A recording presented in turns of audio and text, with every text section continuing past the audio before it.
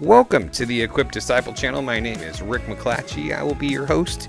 We are here to be and to make disciples of Jesus, and we do that through Daily Devos, through Sunday sermons, and through other discipleship resources. We are here to equip you to be an equipped disciple. Welcome into another day of your Daily Devo. I'm Pastor Rick, and I'm here to take you through John chapter 11. We got verses 17 through 37. I jumped the gun there a little bit with the slide. So we are the Equipped Disciple channel, making disciples and helping by being disciples first and foremost. We want to make sure that we're following Christ before we try to get other people to follow Christ. Do as I do and not as I say, right? Even though a lot of times we like to flip that around. And so like and comment and share and subscribe and all that good stuff. And we'll jump right into verse 17. When Jesus arrived, he found that Lazarus had already been in the tomb for 4 days. Bethany was near Jerusalem, less than 2 miles away, and many of the Jews had come to Martha and Mary to comfort them about their brother. So it's nice that they had some community, some people coming around them to give them comfort, to try to encourage them. As soon as Martha heard that Jesus was coming, she went to meet him, but Mary remained seated in the house. So as soon as she heard Jesus was on his way, she was out there. She was going. Martha said to Jesus, "Lord, if you had been here, my brother wouldn't have died." So on one hand, she's communicating great faith and confidence in Jesus' capabilities and his love for Lazarus and really his love for them.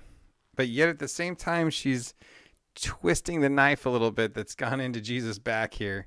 And she's saying, "But my brother wouldn't have died if you'd come. If you'd been here, my brother wouldn't have died. Because I know you're so powerful. I know you love him. But man, your timing stinks. Yet even now I know that whatever you ask from God, God will give you." So still like a little frustrated, but still not giving up on like the full capacity of what Jesus has to make something happen in this situation. In verse 23, she says, Jesus says, "Your brother will rise again," Jesus told her. Martha said to him, "I know that he will rise again in the resurrection at the last day." And boy, isn't that just relatable? For those of you out there that have lost someone, you know exactly what Martha's talking about here. She's not belittling the resurrection, right? Because I think she believes in it. Obviously she does, because I know that he will rise again in the resurrection at the last day. But there's also this tone of disappointment or just grief and sadness, really.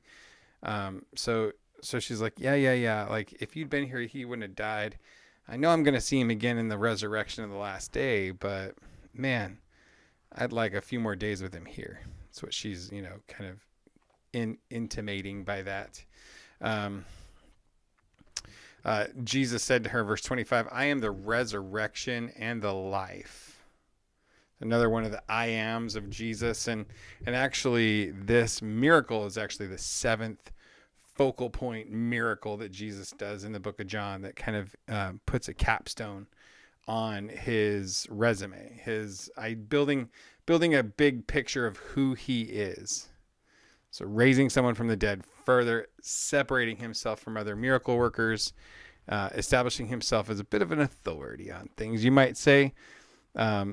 Jesus said to her, "I am the resurrection and the life. The one who believes in me, even if he dies, will live."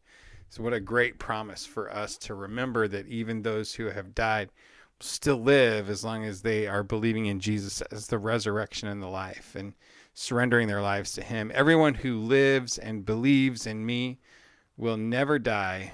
Do you believe this? So he's looking at her like, "Do you believe this?"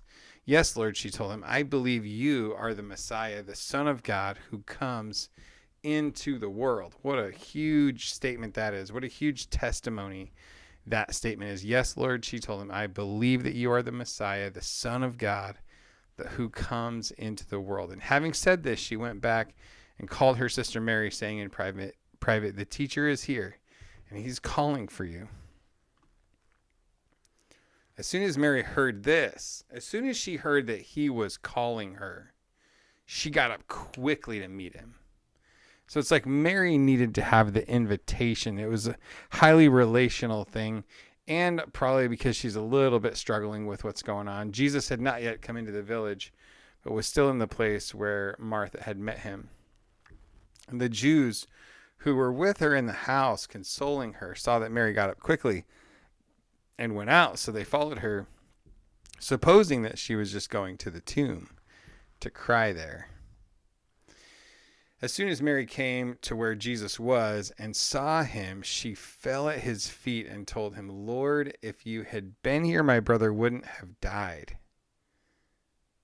And so again, same sentiment. Like, if you had been here, my brother wouldn't have died. And I'm really frustrated that this has happened. I really believed you were going to come through. And so there's a whole bunch of relatable pieces here of just the emotional process of what you have to look at when somebody passes away, or when you lose a battle with something and you know Jesus could have jumped in and done something. When Jesus saw her crying and the Jews who had come with her crying, he was deeply moved in his spirit and troubled. When he's seeing the impact of the curse of sin and death on his creation, he is moved to the point of grief and sorrow. And then, "Where have you put him?" he asked. "Lord," they told him, "come and see." Excuse me. Verse 35, Jesus wept. And so the Jews said, "See how he loved him." But some of them said, "Couldn't he who opened the blind man's eyes also have kept this man from dying?" And so a couple of things here is Jesus has felt pain. Jesus knows what it is to experience loss. And even in spite of the fact that he knew exactly what he was about to do, he still wept. Because it says here that that he saw, and he saw her crying, and the Jews who had come with her crying, and he was deeply moved in his spirit and troubled. And that's where, even when someone passes away that's 90, 95, 100 years old, there is still grief, because we were not created to experience death. It's not like naturally in our DNA, but the curse of sin, right? And so Jesus wept, and then the Jews said, "See how he loved him." But some of them said, "Couldn't he who opened the blind man's eyes also have kept this man from dying?" And so they're looking at him and just questioning him, because they feel like they know exactly how this thing should have played out.